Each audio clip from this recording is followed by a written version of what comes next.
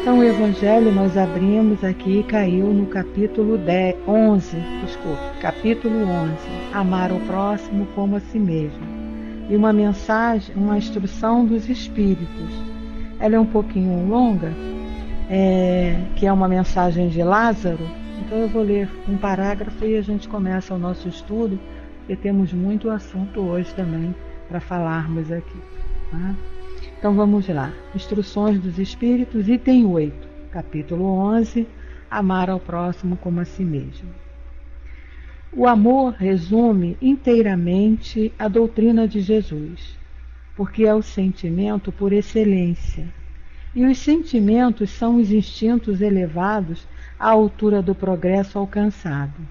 Na sua origem, o homem só tem instintos. Mais avançado é corrompido, só tem sensações. Mais instruído e purificado tem sentimentos. E o ponto mais delicado do sentimento é o amor. Não o amor no sentido vulgar da palavra, mas o sol interior que condensa e reúne em seu ardente foco todas as aspirações e todas as revelações sobre-humanas. A lei de amor substitui a personalidade pela fusão dos seres. Ela extingue as misérias sociais. Feliz aquele que, indo além da sua humanidade, ama com um amor generoso os seus irmãos em sofrimento. Feliz aquele que ama, porque não conhece nem a angústia da alma, nem a do corpo. Seus pés são ligeiros e ele vive como transportado fora de si mesmo. Quando Jesus pronunciou essa palavra, dizia amor. Ela fez os povos estremecerem e os mártires, inebriados de esperança, desceram ao circo. É a lei de amor, é o amor que nós precisamos desenvolver em nós. E por isso que a gente está aqui, nesta caminhada, neste trabalho, buscando o meio de nos melhorarmos a cada dia. Né? Então vamos elevar o nosso pensamento, fazer a nossa prece inicial, dizendo: Senhor Jesus, aqui estamos, Mestre, mais uma vez, reunidos em Teu nome, para darmos continuidade ao estudo da Revista Espírita. Agradecemos, Senhor, todas as oportunidades que nos são trazidas, que nos são dadas, onde podemos aqui, através do estudo, através de buscarmos o conhecimento como Tu nos recomendaste, irmos entendendo o melhor caminho, conhecendo o melhor caminho que precisamos seguir para chegarmos à felicidade que tanto sonhamos. Ampara, Senhor, os nossos trabalhos, ampara esta sala, ampara esses companheiros que aqui estão, também em busca dessas informações. Que a Tua luz possa envolver a todos nós e que tudo aconteça com muita harmonia, com muita paz. E sempre, Senhor, de acordo com a Tua vontade e a vontade de Deus, nosso Pai. Assim, em Teu nome, em nome dos benfeitores espirituais, nossos amigos, em nome de Deus, nosso Pai, nós Te pedimos a permissão para iniciarmos os nossos estudos desta noite. Que assim seja, graças a Deus. Bom, meus amigos, mais uma vez, então, boa noite a todos que aqui estão. Eu só quero dar um avisozinho aqui, viu, Nina? Principalmente para você. Está armando um temporal enorme aqui onde eu moro. Relâmpagos e trovões. Então, se de repente eu cair, minha amiga, porque a luz acabou, alguma coisa aconteceu. Pois é, então, você está sabendo, né? Estamos no mesmo problema. Nós estamos no Rio de Janeiro, viu, companheiros? Para quem não está no Rio de Janeiro, então está aqui trovões e relâmpagos e de repente aqui onde eu moro costuma faltar luz. Se eu cair, vocês me perdoem, mas não foi por minha vontade, tá bom? Bom, então nós estamos estudando aqui a evocação feita com o espírito Privat d'Aglemont, que nós vimos na semana passada. Foi um revolucionário e que ele era, se dizia ateu e era de encontro às ideias convencionais da época, né? Porém, não foi uma pessoa ruim, não foi uma pessoa má, não foi uma pessoa, um encarnado que fizesse maldades para estar numa situação ruim. Então nós vimos que ele está numa situação mediana na espiritualidade e está sendo evocado para trazer esclarecimentos. E numa das suas últimas evocações, foi pedido a ele se ele não podia falar sobre algum assunto, né? Que ele era uma pessoa inteligente, ele era um palestrante, um orador, e falava muito de tudo, né? Tinha muito conhecimento. Então foi pedido a ele, né? Aqui na última questão da semana passada que nós vimos, ele pedindo: o vosso talento de literário deve tornar fácil a tarefa. Então poderia dizer-nos alguma coisa sobre um assunto da vossa escolha. E ele dizendo que ainda não, que não estava preparado ainda para falar, mas que de repente, em algum momento, se ele pudesse, ele falaria.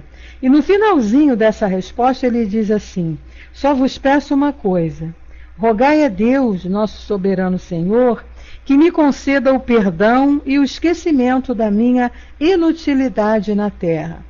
Foi o erro dele, né? Muito inteligente, tinha-se uma facilidade grande conhecimento intelectual, mas não aproveitou isso em função do seu espírito, até porque ele não tinha crença nenhuma na continuidade da alma.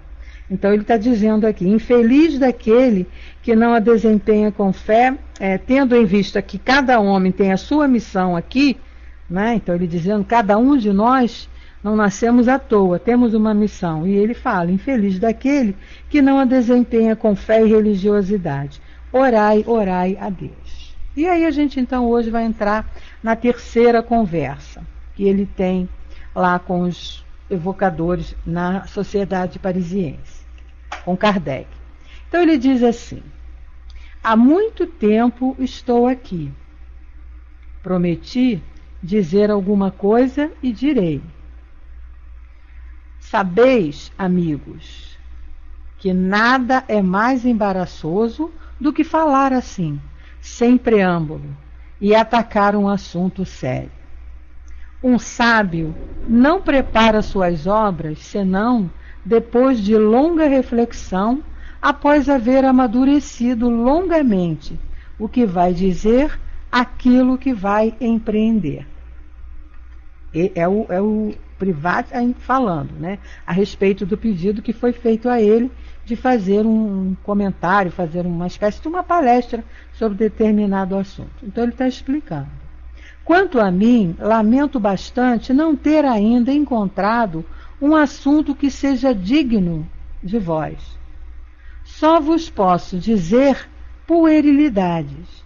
Prefiro, pois, pedir-vos um adiamento de 8 dias, como se diz no tribunal. Talvez, então, eu tenha encontrado alguma coisa que vos possa interessar e instruir. Tendo o médium insistido mentalmente para que ele dissesse alguma coisa, ele acrescentou: meu caro, eu te acho admirável. Não, prefiro ficar como ouvinte. Então não sabes que há tanta instrução para mim quanto para vós em ouvir o que aqui se discute? Não, insisto que ficarei apenas como ouvinte. No meu caso, é um papel muito mais instrutivo. Apesar da sua insistência, não desejo responder. Crês por acaso que me seria muito mais agradável dizer: ah, esta noite evocaram Privat d'Anglemont. É verdade. Que disse ele? Nada, absolutamente nada. Obrigado. Prefiro que conservem de mim uma boa impressão. A cada um as suas ideias. Então veja bem, a gente entende aqui o porquê que ele não estava querendo falar. Até o momento, ele ainda não tinha concretizado, né, dentro de si, como nós vimos na semana passada, essa ideia de estar desencarnado e continuar vivo.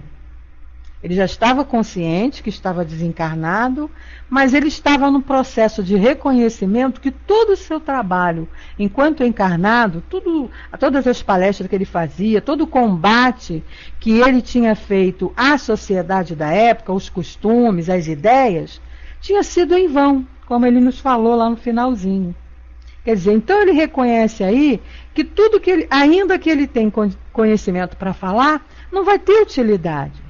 E que ele está no processo de aprendizado. Então vocês vejam bem aí a conscientização do espírito. Por isso que ele não está numa situação de sofrimento total, né? Como a gente vê muitos aqui.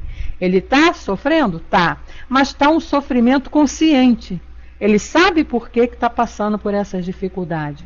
Ele sabe por que tudo que ele fez, ele já compreendeu isso, que tudo que ele fez quando encarnado não completou o projeto dele, a missão que ele tinha.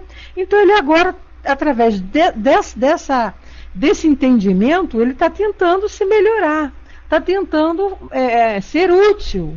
Por isso que ele está dizendo aqui. Então, não adianta eu vir aqui ainda falar blá, blá, blá, blá, blá para vocês. Das coisas que eu sabia, das coisas que eu sei, que ele não perdeu o conhecimento intelectual que tinha, não tem utilidade.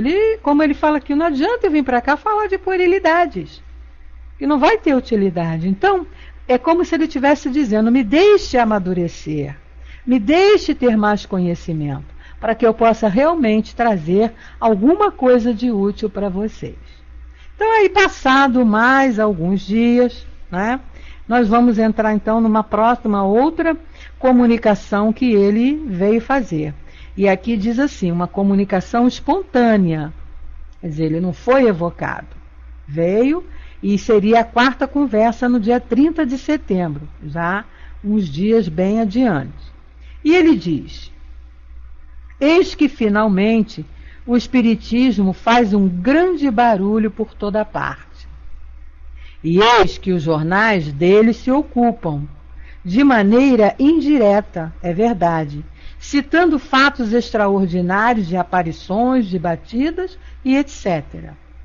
Meus ex-confrades citam os fatos sem comentários, no que dão provas de inteligência, porquanto jamais a doutrina espírita deve ser mal discutida ou tomada como má. Vocês veem que ele já vem com uma postura diferente. Já um conhecimento de doutrina espírita, e aí até elogiando, né, os repórteres, né, os comentaristas da época, que falam da doutrina, mas sem dar opinião. Como ele diz aqui, ela não deve ser mal discutida ou tomada como coisa má. Entretanto, diz ele, eles ainda não admitiram a veracidade do papel do médium. Duvidam, mas eu lhes refuto as objeções, dizendo que eles mesmos são médiuns. Então, olha, já feita observações, né? Naturalmente foi ficar pesquisando, andando para lá, olhando para cá, vendo aqui e ali, e já chegou a essa conclusão e vem trazendo a mensagem aqui para nós. Então diz ele, todos os escritores, grandes e pequenos, o são em maior ou menor grau. E o são no sentido de que os espíritos que se acham à sua volta atuam sobre o seu sistema mental. E muitas vezes lhes inspiram pensamentos que eles se vangloriam de os ter concebido.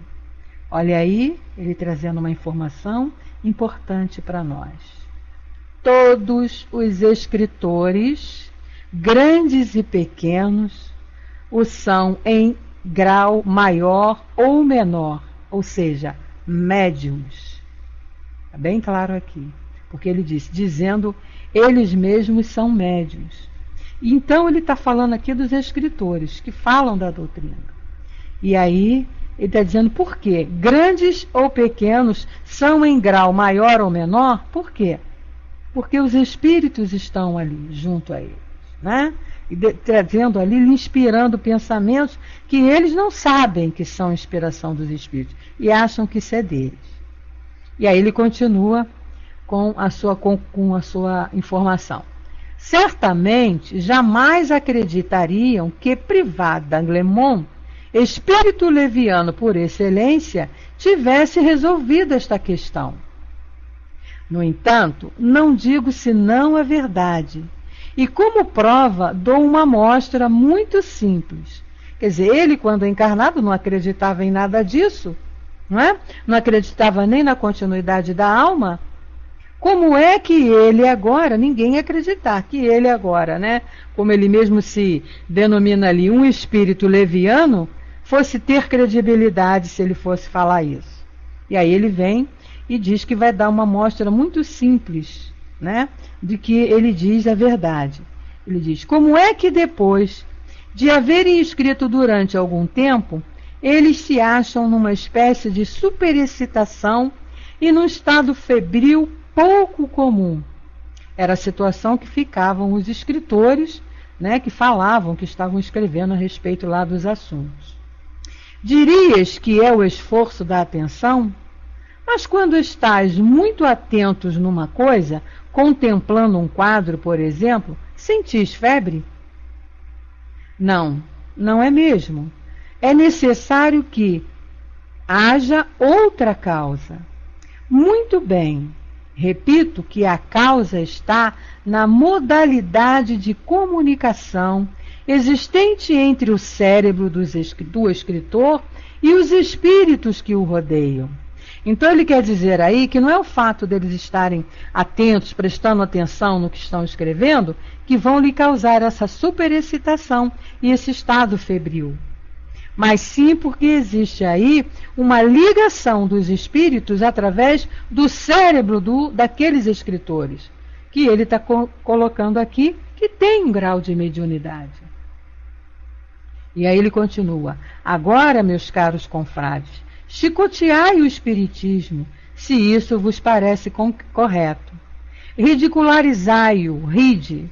Seguramente não estareis zombando senão de vós mesmos, nem dando bordoadas a não ser em vós próprios. Compreendeis? Então o que ele veio trazer aí, dizer aí nessa mensagem? Aí ele assina: Privat d'Anglemont, não é? Que todos aqueles que estavam ali escrevendo, combatendo ou ridicularizando a doutrina espírita, o que o espiritismo estava trazendo, as novas ideias que o espiritismo estava trazendo, estavam combatendo a si mesmo. Por quê? No momento em que se combate espíritos, no momento em que se combate mundo espiritual, está se combatendo a si mesmo. Porque nós somos espíritos. Nós aqui estamos encarnados. E existe aquele monte que está aí junto a nós, desencarnado. E como diz o nosso amigo aqui, nos influenciando no nosso dia a dia. E é claro que essa influência, esse tipo de espírito que vai estar junto a nós, nos influenciando, vai depender do nosso pensamento, dos nossos atos, das nossas atitudes, das nossas intenções. Então, se eu tenho pensamentos bons, se os meus pensamentos eles estão direcionados para a minha mudança, para a minha melhoria, para a minha transformação, para o amor ao próximo, para ajudar a combater a pobreza, para ajudar a combater a doença, para ajudar a combater o sofrimento daqueles que estão junto a mim, se o meu pensamento, o objetivo é de combater as minhas más tendências, os meus vícios, eu vou ter junto a mim espíritos que vão me ajudar nesse sentido. Agora, se os meus pensamentos são totalmente contrários a essa ideia, eu vou ter espíritos também junto a mim, levianos, que vão me influenciar para fazer ainda mais coisas erradas, vamos dizer assim. Então, é o que ele está querendo aqui dizer. Então, a partir do momento que a gente fala mal dos espíritos e do espiritismo, nós estamos falando mal de nós mesmos, porque estamos falando mal de nossa vida. Porque somos espíritos, vivemos nesse mundo material porque precisamos da educação, precisamos da evolução, precisamos crescer, precisamos trabalhar através dessa vida aqui, e somos espíritos imortais, e vivenciamos também esse mundo espiritual, a partir do momento que somos influenciados por outros espíritos que já estão na espiritualidade. Então, ele trouxe aqui uma ideia sensacional. Combater o espiritismo é estar combatendo a si mesmo, né? E aí, mais algum tempinho, né? Ele assina isso aqui, e aí vem agora um médium que serviria de intérprete, teve a ideia, como ele diz aqui, de evocá-lo particularmente e dele obtendo a conversa que se segue. Então ele diz assim: o médium que na sociedade servira de intérprete à privada Glemon teve a ideia de evocá-lo particularmente, dele obtendo a conversa que se segue. Parece que o espírito sentiu por ele uma certa afeição, seja porque nele encontrasse um instrumento fácil, seja porque entre eles houvesse simpatia.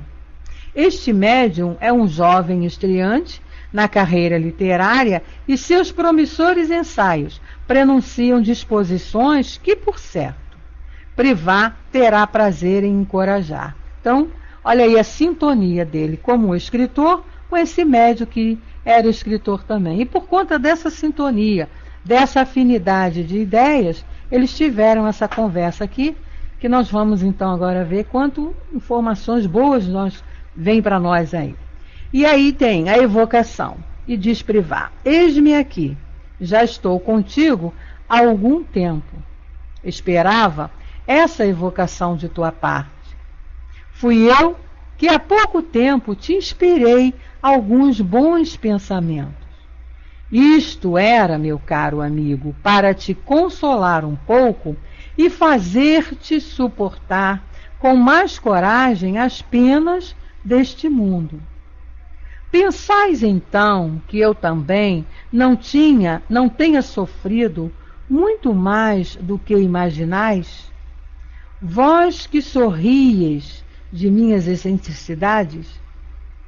Quer dizer, eles, como conheciam a vida desse Privat, né, e achavam, viam da dificuldade que ele estava. Então, por isso que ele está falando aqui: eu vim te inspirar para te dar força, porque você também vai passar pelas mesmas dificuldades que eu passei em questão de credibilidade, porque o rapaz, o médium, também era um escritor. Então continua ele: debaixo dessa couraça de indiferença que eu sempre afetava, quantas mágoas, quantas dores não ocultei. Isso dele enquanto encarnado. Mas eu tinha uma qualidade muito preciosa para um homem de letras ou para um artista. Não importa em que situação, sempre temperei meus sofrimentos com a alegria. Um conselhinho para nós, não é? Vamos pegar aí essa coisinha aí boa para nós? Olha só, ele coloca aqui que ele teve uma qualidade muito preciosa para um homem de letras ou para um artista. E para nós também, né? Mesmo que não sejamos homens de letras, nem sejamos artistas, mas serve para nós também. Não importa em que situação estejamos. E ele diz, ele sempre temperou os sofrimentos com a alegria. E é o que nós precisamos fazer também. Porque os sofrimentos em nossas vidas, as dores, o sofrimento não é bem o termo, mas as dores, elas não estão aí por acaso. Elas não estão aí para nos castigarem. Elas estão aí para nos fazerem aprender alguma coisa. Então é bom que a gente olhe para essas dores, né, e esses sofrimentos que elas nos causam, e olhe com alegria, tempere aí com alegria, tendo essa conscientização. Que quando a gente faz isso, é o que os espíritos nos ensinam, de termos resignação em relação às nossas dificuldades. Quando ele diz aqui que temperava os sofrimentos com alegria, não é que você vai sair pulando, feliz, contente. Ah, está doendo. Ah, estou passando por um sofrimento. Olha lá, ó que bom, oba, oba, oba. Não é isso, gente. Quando ele diz assim, alegria, é com consciência de que aquele sofrimento, aquela dor está na sua vida por alguma razão útil. E sempre uma razão boa. nunca com intenção de te maltratar, de realmente te fazer sofrer, de te castigar, de te punir, de nada. É sempre com o objetivo de educar-nos. Então isso é dividir, é ter sofrimento com alegria, é quando a gente tem a conscientização disso.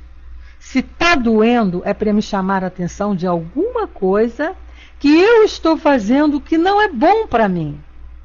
Então vem a dor para me dar um alerta. E aí ele diz, quando sofria muito, fazia gracejos, trocadilhos e brincadeiras de mau gosto. É como ele dividia, né? Que não é o nosso caso, não é isso que a gente tem que fazer.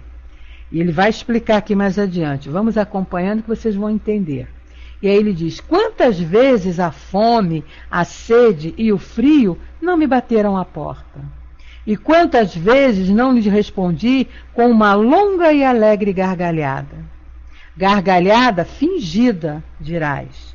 Ah, não, meu amigo, confesso-te que eu era sincero. Que queres? Sempre tive o mais indiferente caráter que se possa ter. Jamais me preocupei com o futuro, com o passado e com o presente. Sempre vivi como um verdadeiro boêmio. Ao Deus dará, gastando 5 francos quando os tinha, e mesmo que não os tivesse. E não era mais rico 4 dias depois de ter recebido o salário do que o havia sido na véspera. Quer dizer, ele tinha uma vida de dificuldade, falando financeiramente, por conta dessa sua boemia, por conta dessa vida desregrada que ele levava, de não se preocupar com o futuro, de não se preocupar nem com o presente. Então ele era daquele assim, ó, hoje eu tenho, vou aproveitar. Amanhã, não sei o que vai ser, espero chegar, né? Então, e nisso por isso ele está dizendo que levava a vida aí, as dificuldades e o sofrimento com alegria. Mas era uma alegria que não resolvia o problema e nem lhe dava satisfação, porque ele falou aqui no fundo, ele sofria. Aqui, ó. Quando sofria muito, fazia gracejos e tudo, né? E quantas vezes não respondia com uma longa e alegre gargalhada. Mas ele estava por dentro sofrendo. Era sincero, ele sorria, era sincero, mas isso não resolvia o problema dele, porque não era esse tipo de alegria que ele teria que ter. Mas vamos mais adiante para a gente entender melhor. E aí ele diz, certamente, olha só, não desejo a ninguém esta vida inútil que levei, incoerente e irracional. Ou seja, uma inteligência que ele teve muito grande, conhecimento muito grande, tinha o dom de escrever, era um literário, e não aproveitou toda essa inteligência, toda essa capacidade para uma vida, para um trabalho, para um desenvolvimento dele como espírito. Levou a vida lá na boemia, nas festas, né? Na gandaia, como se diz hoje em dia. E aí ele diz, as excentricidades não são mais do nosso tempo. As ideias novas, por isso mesmo, fizeram rápidos progressos. E é uma vida de que absolutamente não me vanglorio, e da qual, por vezes, me envergonho. A juventude deve ser estudiosa. Deve, pelo trabalho, fortalecer a inteligência a fim de melhor conhecer e apreciar os homens e as coisas. Então, ou seja, vamos desenvolver o nosso lado intelectual com o objetivo de ajudar o nosso lado espiritual, né? E ele diz, desiludi-vos, jovens, que pensais que ao sair do colégio já sois homens completos ou sábios. Tendes a chave para tudo saber. Compete-vos agora trabalhar e estudar, entrando mais resolutamente no vasto campo que vos é oferecido, cujos caminhos foram aplanados por vossos estudos no colégio. Sei que a juventude necessita de distrações. O contrário seria um atentado à natureza. Entretanto, não deveis buscá-las em excesso, porquanto aquele que na primavera da vida só pensou no prazer, prepara mais tarde penosos remorsos. Vamos dar uma paradinha aqui, para a gente pegar aqui um ensinamento importante que ele está passando. No caso aqui, ele está se falando diretamente para jovens, né? Porque o jovem, ele acha que tem que aproveitar a vida. E aproveitar a vida para o jovem é se divertir. Praia, baladas, festas, né? Reuniões, passeios, viagens. E é o que ele está aconselhando aqui. Não fique só nisso, né? Tens o conhecimento, aproveita o conhecimento que você tem para trabalhar e estudar.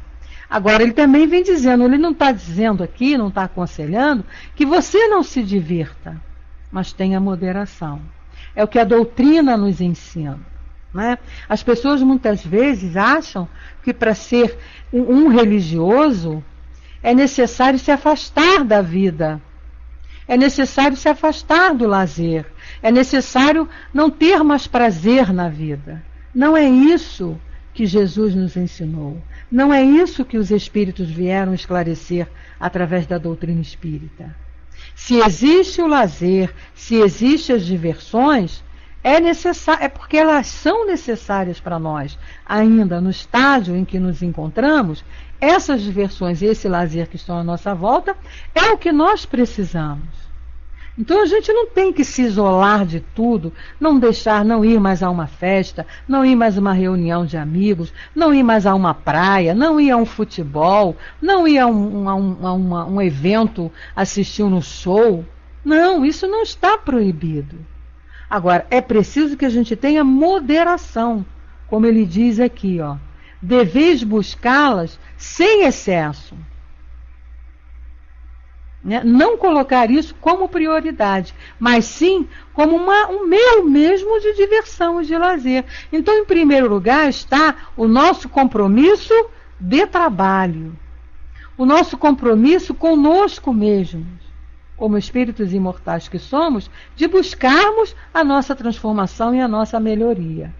Mas isso não significa que estejamos isentos, que seja nos proibidos a diversão.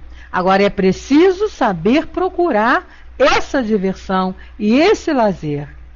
Que seja uma diversão, que seja um lazer, que seja um meio de se divertir saudável, né? Onde a gente vá se divertir mesmo. Divertir tanto materialmente como espiritualmente. É isso que ele está ensinando aqui aos jovens e aí serve para nós também.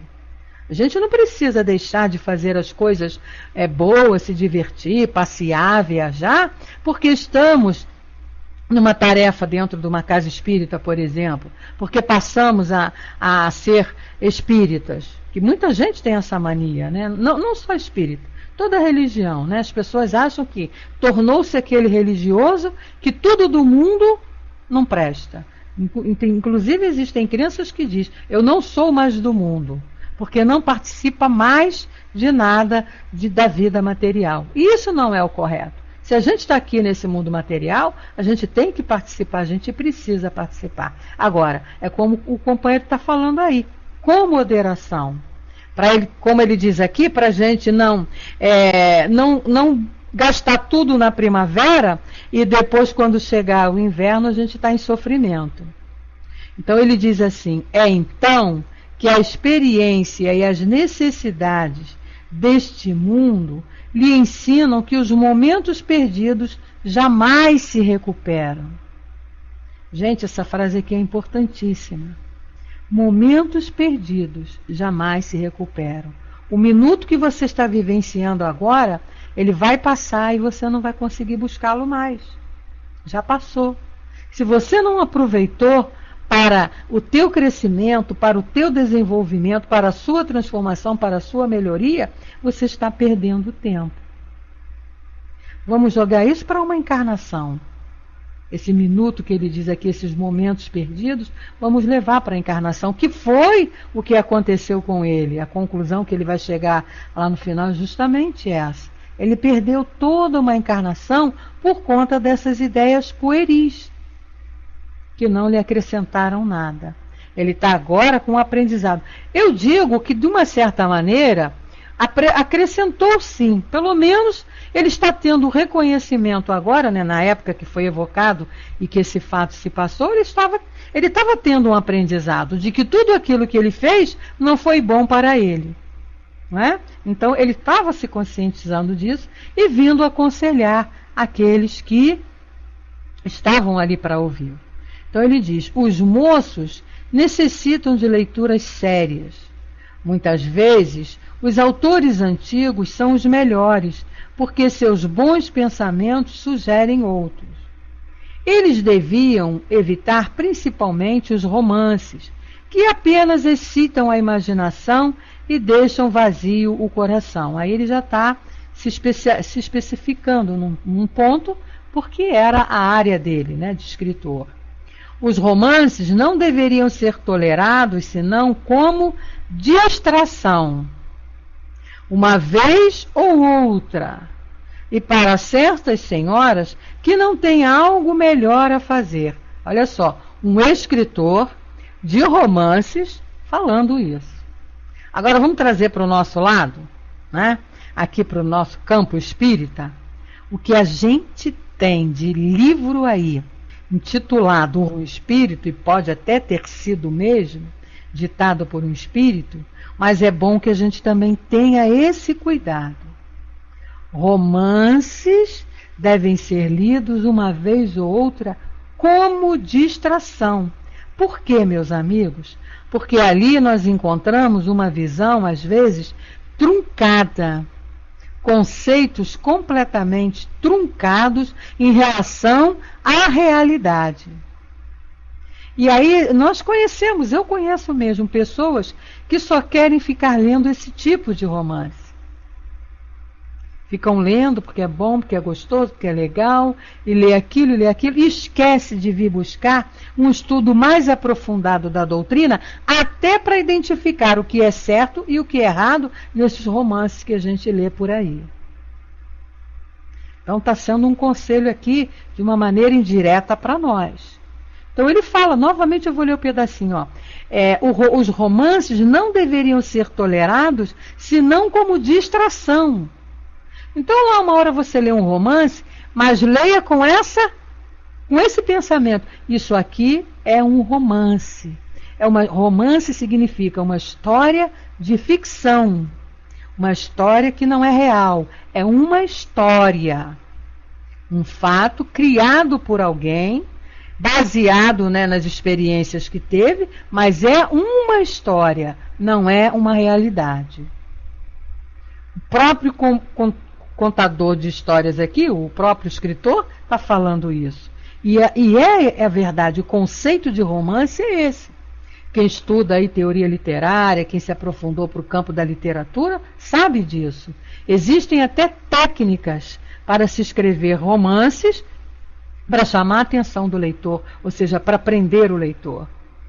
Técnicas mesmo de você usar palavras, de você usar colocações dos verbos, de você usar a maneira de você mexer com o sentimento da pessoa. São as chamadas técnicas literárias, que existe aí e a gente tem, e cada um vai desenvolvendo o seu estilo. Então, voltando aqui ao nosso amigo, ele diz assim, instruí-vos, né? Como ele deu exemplo aqui, que para certas senhoras que não têm o que fazer algo melhor, ficam lendo os romances. Vamos deixar os romances um pouquinho de lado e vamos buscar instrução. Instruí-vos, aperfeiçoai a inteligência de que Deus vos dotou. Olha quanto conselho útil que esse companheiro está dando, né? Vamos aproveitar a inteligência que nós temos para coisas úteis. Não vamos gastar as nossas energias com atos, com atitudes, com comportamentos que não vão nos acrescentar nada. Um exemplo, as pessoas se desgastam. Ontem eu assisti, por isso que está me lembrando agora, assisti um fato assim. As pessoas se desgastando, gastando energia, se excitando, ficando nervosos por conta de campeonato de futebol. Então aqui onde eu moro, né, a gente estava fora no portão, reunido, que estava um calor, e tinha terminado um jogo aí, que era relacionado com o campeonato de futebol aí do Rio de Janeiro, e estavam ali as pessoas quase se degradando por conta de campeonato de futebol, porque o meu time, porque o fulano, porque ele jogou assim, porque não jogou, e não, mas você está errado, e quase se atacando um ao outro. Ou seja, a troco de quê? Acabando aquela conversa ali, o que você vai tirar dali de bom? Ah, mas aí você acha que a gente não pode falar sobre futebol? Pode, claro. Não só podemos, como devemos. O futebol existe para a gente utilizar e se distrair. Agora, não é fazer disso um fanatismo. Não é fazer disso a coisa mais importante da nossa vida, a ponto de gastarmos nossas energias em discussões que não vão nos levar a nada. Só vai nos trazer mal. Só vai nos fazer mal. Que sobe a adrenalina, sobe todos os hormônios do nosso corpo, por conta do nervoso que ficamos, a gente se desestabiliza, e depois, a troco de quê? Ah, vamos conversar futebol, mas vamos conversar isso aí, né, Sandra? Né? Paixão. Mas vamos conversar civilizadamente, de maneira sem precisar nos atacarmos, brigarmos ou chegar a essas discussões levianas. É o que ele está falando aqui. Né? Então, aperfeiçoai a inteligência que Deus vos dotou. Só a este preço seremos dignos de viver. E ele está falando isso pela experiência que ele teve de ter desperdiçado uma encarnação. Mas continuando, ele diz para nós: tua linguagem me espanta, caro privado. Aí é o médium já falando com ele. Tu te apresentaste sobre aparências muito espirituosas, não resta dúvida, mas não como um espírito profundo. E agora, aí ele interrompe. Alto lá, rapaz. Paremos com isso. Apareci, ou melhor, comuniquei-me convosco como um espírito um tanto superficial. É verdade, porque ainda não me encontrava totalmente despreendido de meu invólucro terrestre e a condição de espírito não se havia ainda apresentado em toda a sua realidade. Olha aí como é que ele se coloca. E a gente percebe isso nas comunicações. Quem estava aqui na semana passada, a gente que está lá desde o início das comunicações que ele começou a dar, a gente percebe que ele estava com essa preocupação, né? Dessa conscientização de que ele agora era um espírito e não mais o encarnado que levava a vida, deixa a vida me levar, né? Como se diz por aí. Então ele diz, desprendido de meu invólucro terrestre, e a condição de espírito não se havia ainda apresentado em toda a sua realidade. Agora, amigo, sou um espírito, nada mais que um espírito. Ou seja, conforme o tempo foi passando e ele foi trabalhando essa ideia, as coisas foram se clareando para ele. E é assim que vai acontecendo com todos nós. A beleza da doutrina espírita é esse esclarecimento para nós.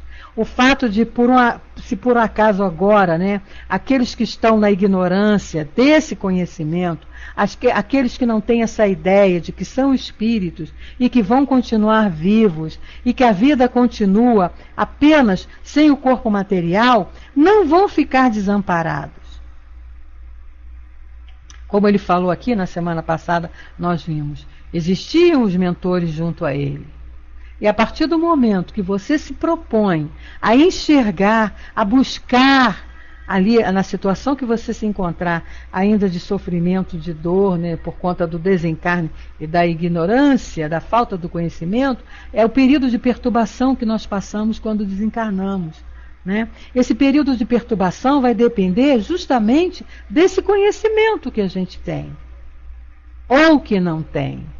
Então, até você entender, né, onde você está, como você está, vai demorar, é tempo que você está perdendo. Então é o que ele está falando aqui agora. Comece desde já a se instruir, comece a buscar essas informações, para que você não tenha que passar por muito tempo por esse período de perturbação. Agora, tenha certeza de que você vai passar e vai se conscientizar. É o que ele está falando aqui. E aí ele diz, vejo... Agora ele fala, agora, amigo, sou um espírito, nada mais que um espírito. Vejo, sinto e experimento tudo como os outros. E minha vida na Terra não me parece mais que um sonho. Coisa bonita, né? Quando a gente vê assim a evolução de um espírito. O crescimento, né? Através de todo um trabalho de conscientização. E ele veio no início e pediam a ele que ele falasse, que ele desse depoimentos, e ele foi falando para a gente, né? Não estou ainda preparado para isso. Não vou ficar aqui falando simplesmente para alimentar o meu orgulho de escritor, de orador, e ficar falando coisas aqui que vocês não vão aproveitar. Quando eu estiver preparado, quando eu estiver amadurecido, aí sim eu venho trazer uma mensagem, trazer uma conversa para vocês. E é o que ele está fazendo ali agora. E ele diz, é que sonho... Não, vou ler direito, né? Ele me diz que a minha vida na Terra não me parece mais que um sonho. E que sonho? Estou particularmente habituado a este mundo novo, que deve ser minha morada por algum tempo. É o momento lá em que ele está se conscientizando que é um espírito, que é imortal, buscando todo o aprendizado e feliz por estar tendo esse aprendizado, passando então aí essa mensagem, essa informação para todos nós. Mais abaixo, então o médium fala para ele, né? Quanto tempo imaginas ficar como espírito? E o que fazes com a tua nova existência? Quais são as tuas ocupações? E vem a resposta. Tempo que devo permanecer como espírito está nas mãos de Deus.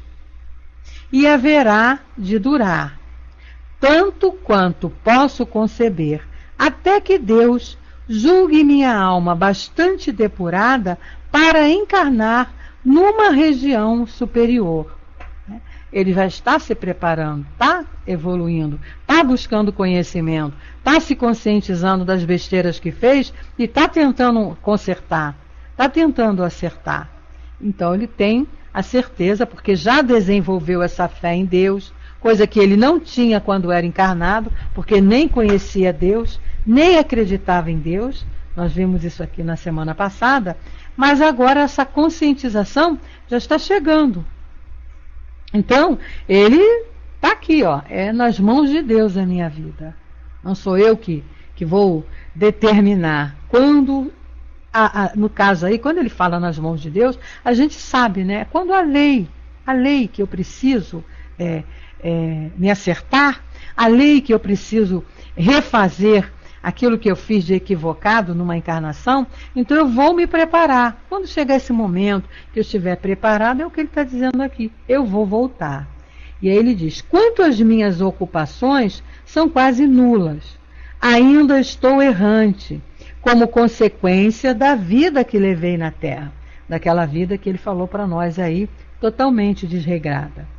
É assim que aquilo que me parecia um prazer no novo mundo deixa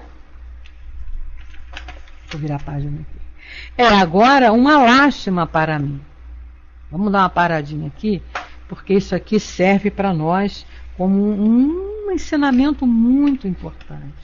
Então vamos observar o que nós estamos fazendo, vamos refletir, cada um de nós aí, sem precisar falar, vamos refletir o que nós estamos fazendo com essa oportunidade que está sendo nos dada de estarmos aqui encarnados. E a gente sabe que a gente não veio aqui simplesmente para agradar a ninguém. O objetivo, são as oportunidades que Deus nos oferece, através de suas leis, de estarmos reencarnando para evoluirmos. O nosso objetivo é chegarmos à perfeição. O nosso objetivo, como está dito na doutrina, está dito pelos Espíritos e foi dito por ele quando aqui esteve, é chegarmos até Jesus. E para chegarmos até Jesus, nós vamos precisar estar igual a Ele.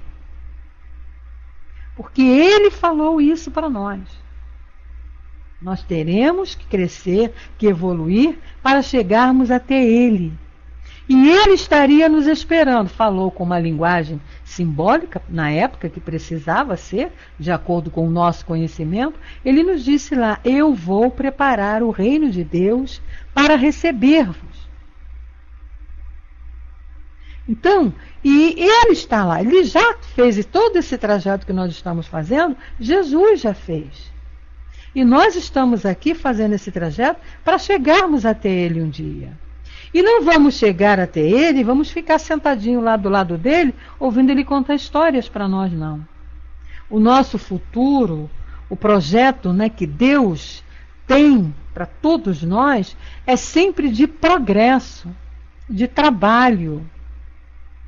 A espiritualidade sempre diz isso. Porque você ficar parado, ociosidade, traz mal, faz mal para o espírito e para o corpo se você está encarnado. E se você está desencarnado, faz muito mais mal ainda para o espírito. Então, o que esse nosso amigo está dizendo aqui, ó, quando ele fala das ocupações, ele ainda não está se ocupando, mas ele está preparando-se para ter a ocupação. E é o que nós estamos fazendo. Não é? Quando ele diz aqui, é assim que aquilo que me parecia um prazer no vosso mundo, é agora uma inutilidade, uma lástima para mim. Então vamos ver o que nós estamos fazendo com as oportunidades que estamos tendo de estar aqui para o nosso benefício como espíritos imortais que nós somos, meus irmãos. A gente está, o povo, né, a sociedade, a humanidade de um modo geral, ela está muito ligada aos valores materiais. Está ligada muito ao consumismo, ao ter, ao possuir. Quer dizer, você só é feliz se você tiver tudo de material dentro da sua casa. E não é por aí. Quantas coisas que a gente tem dentro de casa que a gente vai acumulando por conta dessa influenciação da mídia, da propaganda, dos valores que a gente dá aos bens materiais e que não são úteis. Com certeza, se formos abrir um exemplo simples, se formos abrir o nosso guarda-roupa agora, quanta coisa tem entulhada dentro do guarda-roupa que a gente não tem nem noção que tem. Eu falo isso porque já passei por essa experiência. Quando eu vi isso numa palestra, eu fui analisar, e é uma grande verdade. Se nós formos abrir os nossos armários de louças, quantas louças, quantos talheres, quantos copos, quantas travessas, quantas tigelas, quantos refratários, pirex, seja lá o que for, nós temos dentro dos nossos armários que a gente não tem nem noção que tem. Porque a gente nem usa. Quantos pares de sapato nós temos dentro do nosso guarda-roupa que estão lá criando até mofo porque a gente esquece de usar aqui? Pois é, né, Tina? Ainda tem já tem essa ideia, eu vou guardar porque foi da minha mãe, eu vou guardar porque foi da minha tia, eu vou guardar, não é? E a gente vai chegando à conclusão, guardei, doei porque foi da minha mãe, mas não está tendo utilidade para mim. Então a minha mãe vai ficar muito mais feliz se aquilo que ela teve, que era dela, e se eu pegar agora e doar para alguém que vai usar. Ela vai ficar muito mais satisfeita se ela vê que os objetos que ela tinha estão sendo usados por alguém agora que precisa, do que enfiado dentro de um armário, de uma cristaleira, de um móvel dentro da minha casa, sem utilidade para nada. Então são pequenas coisas, né, no nosso dia a dia, que a gente não para refletir. E aí quando faz um estudo desse, aí parece que cai a ficha assim, né? Você olha, quanta coisa você tem dentro da sua casa que não tem utilidade nenhuma para você, está ali à toa e que poderia estar sendo útil para outras pessoas. Aí as pessoas dizem assim, então eu vou ter que pegar as minhas coisas todas e doar? Não. Mas é um lema que é engraçado que a gente fazendo um trabalho aqui na nossa casa espírita, é um lema que a gente criou de brincadeira e que ficou. Aquilo que está dentro da sua casa, se você usou, ótimo, ficou. Se não usou, dançou. Aquilo que você não está sendo usado, com certeza, vai ser útil para alguém. Emmanuel tem uma frase que eu li uma vez e que me marcou muito, e que é uma grande verdade. Aquilo que você guarda dentro da sua casa por qualquer motivo que não seja a utilidade, você está tirando de alguém. Ele ainda usa o termo roubando de alguém. E é uma grande verdade. Eu tenho lá, como a Tina colocou aí, conhece pessoas que têm 300 pares de sapato. A criatura tem lá, não vou nem chegar a 300, mas vou botar 50 pares de sapato. Desses 50 pares, ela usa uns 5, se usar, muito usa 10 pares.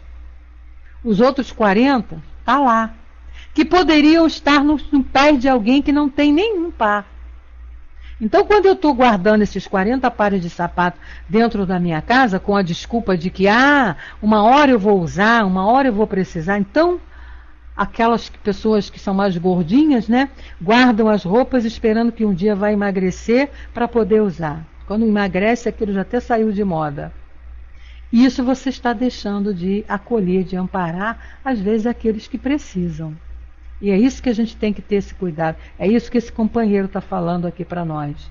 Para quando a gente chegar na erraticidade, quando nós desencarnarmos, não ficarmos lá sentindo esse remorso, lastimando aquilo que poderia ter feito e que não fez. Acertar totalmente, nós ainda não vamos.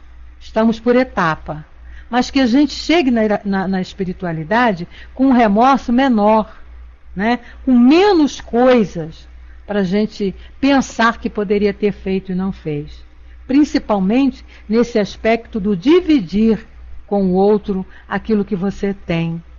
Que foi uma das coisas, o principal mandamento que Jesus nos ensinou, que é o amar ao próximo como a si mesmo. A gente precisa ter esse cuidado, né? A Sandra coloca para nós, já está diminuindo muito. Acredito que as pessoas vêm modificando os hábitos. Eu também tenho percebido isso, sabe, Sandra? Né? As pessoas já estão com mais cuidado. A gente observa muito, eu tenho observado muito isso, pois é, com esse trabalho, né, de natureza, de cuidar da natureza, esse processo de valorização da reciclagem está sendo muito legal.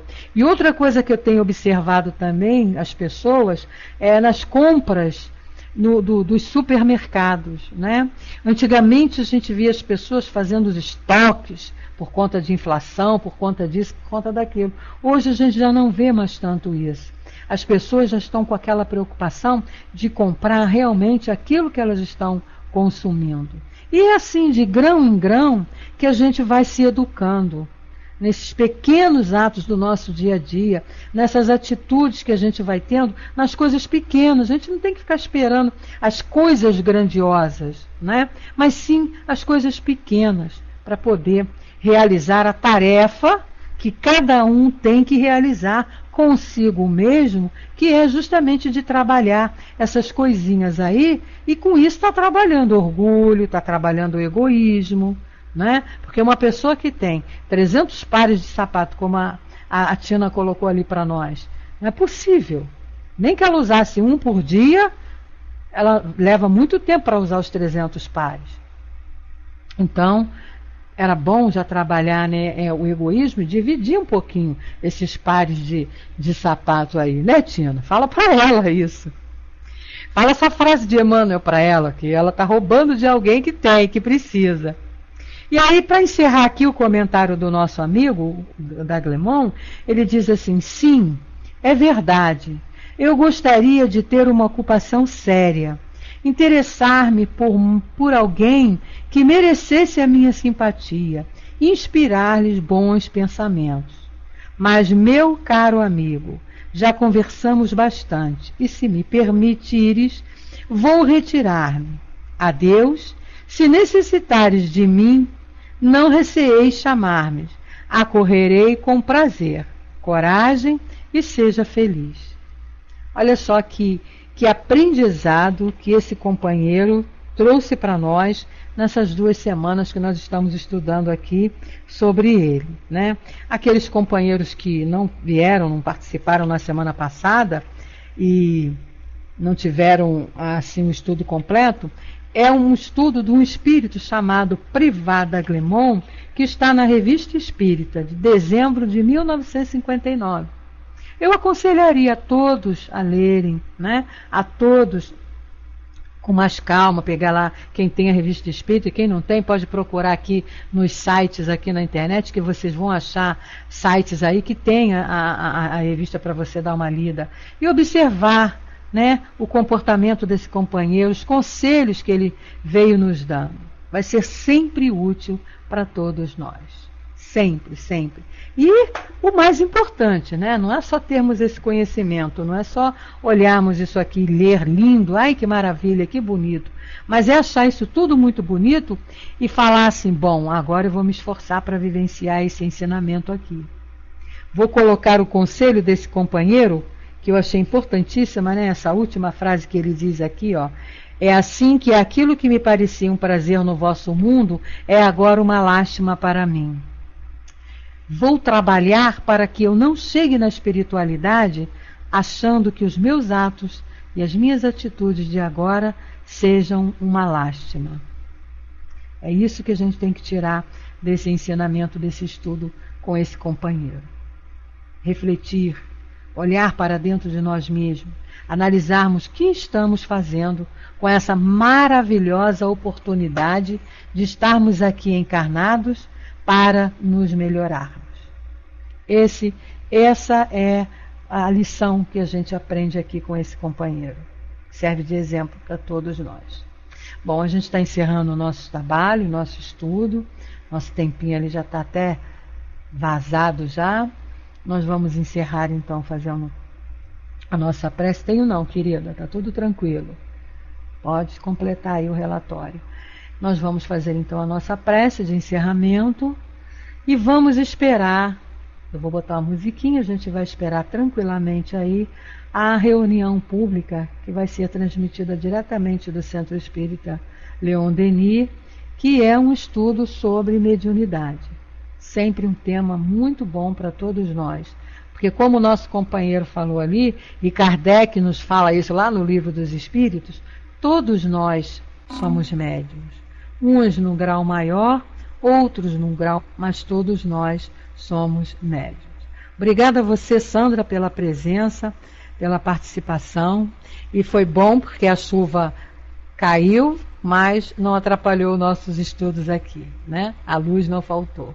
Agradeço a presença de vocês, agradeço aqui as vibrações, as participações, e voltem na próxima semana, que a gente vai estar com outro trabalho, com outro exemplo aqui também, dando continuidade a esse da Revista Espírita, a essas evocações desses espíritos que sempre trazem exemplo para nós que estamos aqui e que breve, ou sei lá quando, nós vamos estar lá na erraticidade, tá bom? Então a Nina colocou aí o tema da palestra que nós vamos ter agora com o nosso querido Marcelo Sena, um amor de figura, de pessoa, que traz assim com uma linguagem muito simples, um ensinamento muito legal para nós, e hoje ele vai falar sobre a teoria da alucinação, lá do Livro dos Médiuns. Isso é muito bom.